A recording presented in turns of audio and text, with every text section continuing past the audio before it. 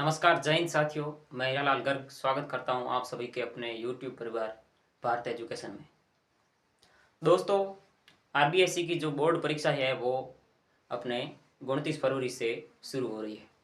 तो मैं उम्मीद करता हूं आपकी जो तैयारी है वो बहुत ही ज़बरदस्त तरीके से चल रही होगी। तो आपकी तैयारी में जो अंग्रेजी विषय बहुत ही महत्वपूर्ण भूमिका निभाता है, क्योंकि बहुत से छात्र हैं जो अंग्रेजी में जो उनका एवरेज है वो मतलब डाउन होता है। तो उनको डर रहता है या तो फेल होने का, या फिर बाकी विषय में वो अच्छे हैं तो वो सोच रहे होते हैं कि हमारे कहीं अंग्रेजी की वजह से मतलब परसेंटेज डाउन ना हो। तो आपको मैं सजेस्ट दूंगा कि आप अंग्रेजी पर ज़्यादा ध्यान दें, क्योंकि अंग्रेजी विषय कई बार हमारे परसेंटेज को, हमारे जो रिजल्ट का स्तर है ना, उसको गिरा देती है। दोस्तों, आज के इस वीडियो में हम जो 12th बोर्ड है उसमें जो अंग्रेजी विषय है उसमें सिलेबस में क्या क्या है, कोर्स में क्या क्या है, उसके बारे में कुछ दृष्टि डालेंगे। आपको पेपर कैसे सॉल्व करना है इससे संबंधित मैं कुछ आपको गाइड दूंगा, और इसके अलावा कुछ ऐसी बातें बताऊंगा जो आपको काफ़ी हेल्प करेगी। सबसे पहले तो अपन जानते हैं कि जो 12वीं बोर्ड की अंग्रेजी विषय है उसमें मतलब क्या क्या सिलेबस में है।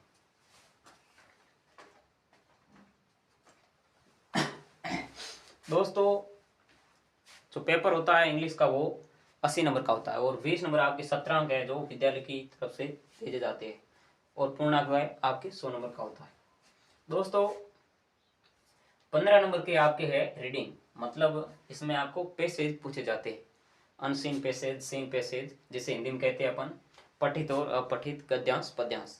तो वो आपको पूछ जाते हैं। इसमें अगर आप अंग्रेजी में वीक है और आपको अंग्रेजी भाषा समझ में नहीं आ रही है, प्रश्न समझ में नहीं आ रहे हैं, तो आपको क्या करना है, ज़्यादातर छात्र ट्रिक अपनाते हैं। आपको प्रश्न पढ़ना है और उस उस पैराग्राफ में जो प्रश्न आपको मिलता जुलता लग रहा है, जो लाइन आपको मिलती जुलती है, उसमें आपको क्वेश्चन मार्क है वो हटाकर आपको वो डाल देना है। तो ये आपको ऐसे पैराग्राफ करने हैं। इसमें आपके 15 नंबर का आपके पैराग्राफ है वो आपको पूछे जाएंगे। 15 नंबर के आपके है, सबसे पहले तो अपन जान लेते हैं, फिर आपको मैं बारीकी से समझाऊंगा कि इसमें क्या है, कैसे करना है। 15 नंबर का है रीडिंग, 15 का है राइटिंग, ग्रामर पूछ जाएगी 8 की। दो आपकी बुक्स है, एक है फ्लेमिंगो और एक है विस्टास। फ्लेमिंगो में आपके दो पार्ट है, पहला है प्रोज और दूसरा है लिटरेसी। प्रोज मतलब गद्य और लिटरेसी मतलब पद्य भाग, गद्य और पद्य भाग। 14 का गद्य और 14 का पद्य, ये दोनों फ्लेमिंगो में आपकी है। और एक है बुक्स आपके 14 नंबर की विस्टास। 14, 28, 43, 8, 50, 15, 15, 30, 50 और 30, 80, ये आपके 80 नंबर का पेपर हो जाएगा। और 20 का आपके वो 17 के वो आपको स्कूल वाले अपने आप, अगर आपने टेस्ट में अच्छा प्रदर्शन किया तो आपके पूरे के पूरे नंबर तेज दिए जाएंगे। आपको टेंशन करने की जरूरत नहीं, आपको मुख्यतः फोकस करना है आपके इस पेपर पर। अब हम जानते हैं कि ये इसमें तो आपको पैसेज पूछे जाएंगे, वो आपको पैसेज करने हैं। इन पर आपको ज़्यादा फोकस करना है, क्योंकि ये पैसेज दो या दो दो पैसेज आपको पूछ जाएंगे। तो आपको पैसेज में फोकस करना, आपको 15 नंबर, 15 में से 12-13 नंबर आपको पक्के कर लेने हैं। 15 नंबर के आपके है राइटिंग।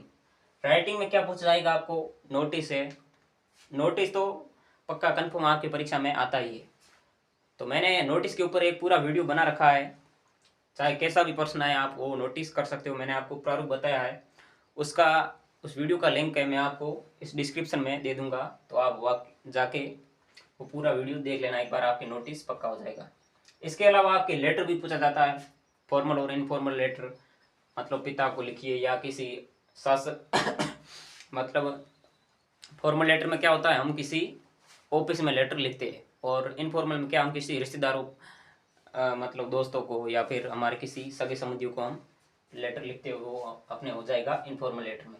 इसके अलावा एडवर्टाइजमेंट भी पूछा जाता है इसमें राइटिंग में, और एक 4 नंबर का हो सकता है, लगभग चांस है आपके वो पूछा जाएगा आपके ट्रांसलेट, मतलब अंग्रेजी में आपको एक पैराग्राफ दिया जाएगा और उसमें बोला जाएगा कि आपको इसको हिंदी में ट्रांसलेट करना है। अंग्रेजी में दिया जाएगा पैराग्राफ, आपको हिंदी में ट्रांसलेट करना है, तो वो भी हो सकता है, तो आपको लिख देना है।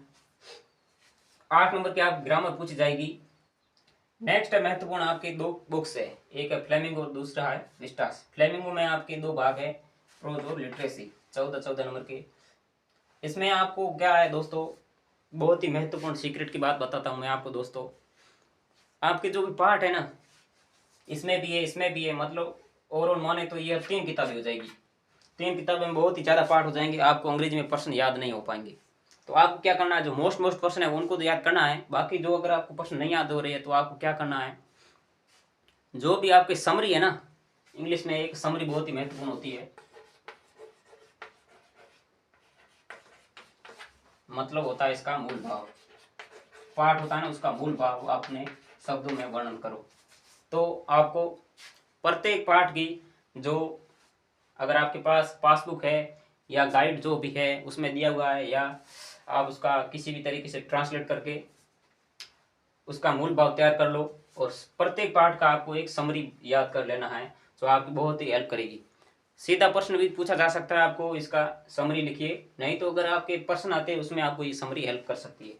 तो आप मतलब जैसे किसी पाठ से संबंधित प्रश्न आ गया, उसमें शायद पेपर में दिया हुआ होता है कि ये प्रश्न उस पाठ में आया हुआ है, तो क्या करना है आपको, जिस पार्ट से प्रश्न आया है उसका अगर आपको समरी याद है तो आप थोड़ा बहुत कुल मिलाकर उसमें वो समरी डाल सकते हो, तो आपके नंबर कुछ मिल सकते हैं। तो आपको समरी पक्का याद कर लेना है प्रत्येक पार्ट की। इसके अलावा एक आपके आता है व्याख्या, रेफरेंस टू कॉन्टेक्स्ट। उसमें 4 या 5 4 नंबर का शायद आपकी सवाल पूछा जाता है व्याख्या का। तो आपकी वो व्याख्या आपको कर लेनी है। आप जो आपके पासबुक है उसमें वो व्याख्या अच्छी तरीके से समझाई गई है। जो आपके रेफरेंस है ना, जो संदर्भ, उसमें एक लाइन कॉमन है, वो आपके सभी में चलेगी। तो आप वो आपको व्याख्या कर लेनी है।